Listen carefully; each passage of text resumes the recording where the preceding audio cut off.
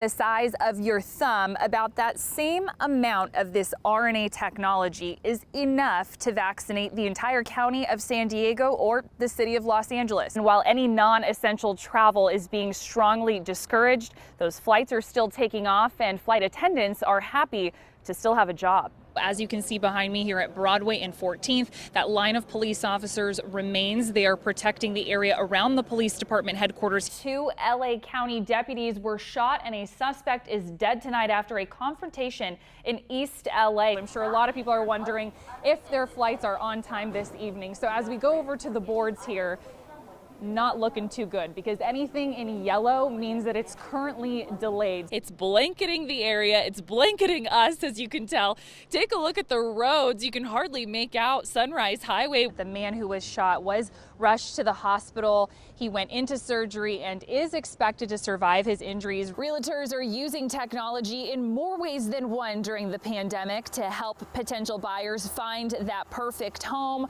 Drones are being used to not only check out houses, but also entire neighborhoods and surrounding areas. This traffic has really been pretty much at a standstill for the last 2.5 hours that we've been out here, really moving at a crawl. And we continue to see those major flare-ups from the roof of this condo building here.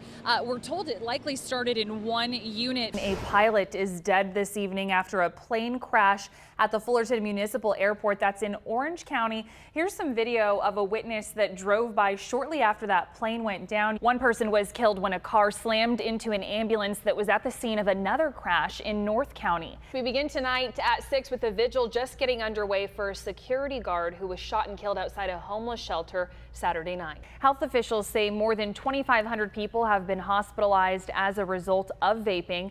55 deaths have been confirmed across 27 states, with people ranging from 17 years old all the way to 75. While we have you there with the champagne glasses, Jamie, give us a toast. Send us into 2020. It's the last newscast for us here. A mom in New Mexico, get this, tries to film her daughter's proposal, but ends up taking a selfie video instead. It's a good one. Investigators are looking into the cause of fires that broke out near the 5 and 15 freeways this morning. At first glance, it's just going to look like your standard ultrasound, which is already special enough for any expecting parents. But after looking closely at this one, this woman realized there was so much more to this picture.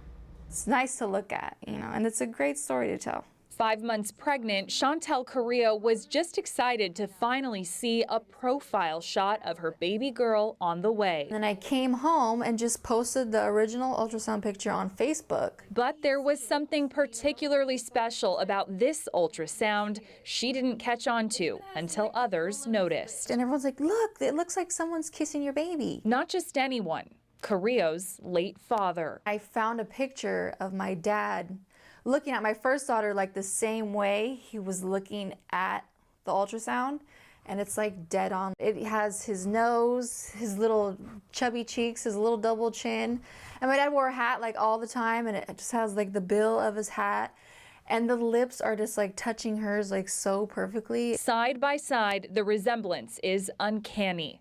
Carrillo's dad, Chuck, passed away suddenly in 2016.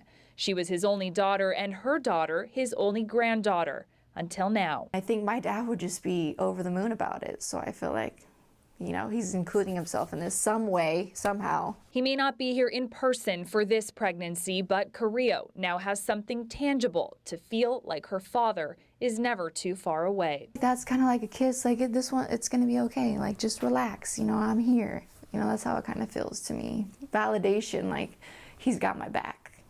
And your daughter's back. Yeah, definitely. Oh, definitely, yeah.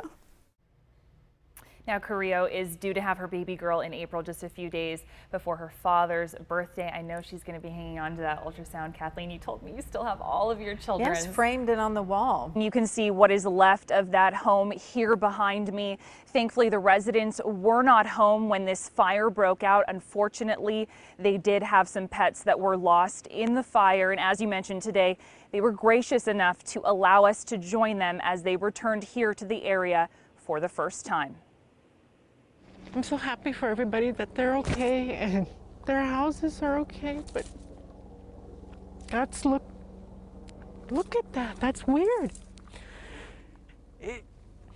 Is it because we were up on the hill? But that house is up on the hill. That house is up on the hill.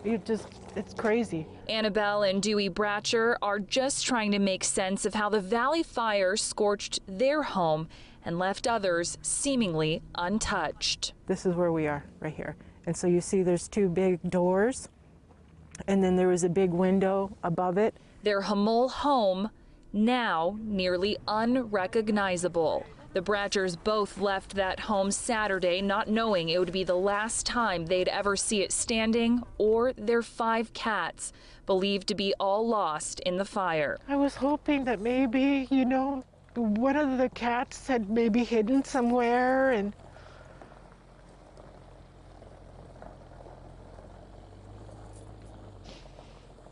there's no way they would have survived in any of this. Dewey, a Navy veteran, lost precious items from his career, including medals of honor and his captain uniform. I've been fortunate enough to be around some really good people who thought enough of me to say, I would like for you to pin me. Mm-hmm. And so I'll have to get a new uniform, but again, I would love like to have stood there in front of them and say, I love you, man, here you go, in the uniform that I used to wear. So. The fire also comes during an especially hard time, just 2 months after the sudden loss of Annabelle's son.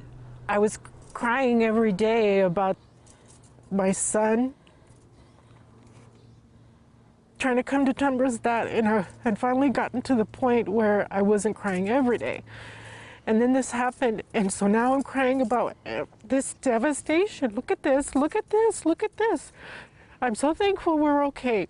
Yes, I'm so thankful, but it's like our whole lives was just wiped clean. Fundraising efforts have been started for the Bratchers, who just days after experiencing such devastation are finding a way to remain thankful. Look, it's something, and then tomorrow it'll be less of something, and a month from now we'll be back. Yeah, because really what matters is that we're okay. We're surrounded by so much love and so much support. The Bratchers were both gone for the day when this fire began, so again, they truly lost everything. If you would like to help them out, we've posted a link to a fundraiser up on our website, fox5sandiego.com. Just click on that Scene On tab. Reporting live in Hamul tonight, Kasia Grigorczyk, Fox 5 News. Some of the sights, scents, and sounds are pretty typical at the San Ysidro Port of Entry. Not so typical. This is the result of what you see the past 3 weeks of work, so the Marines are actually working pretty fast. Are all the additional concrete barriers and extra wire wrapped around the border wall. To assist with staving off or holding off any mass migration of groups trying to jump our borders or run through our vehicle ports of entry and entering illegally. It's been the Marines' sole focus. Fortify the border to their best ability so border agents can focus on the influx of migrants making their way to the U.S.-Mexico border. The Marines are currently carrying out their mission of strengthening the border here at the Otay Mesa cargo point of entry, and they're doing that by reinforcing the upper edge of the fence with 3 layers of concertina wire and steel posts. If we need to do more, we'll do more. If we need to do less, we'll do less.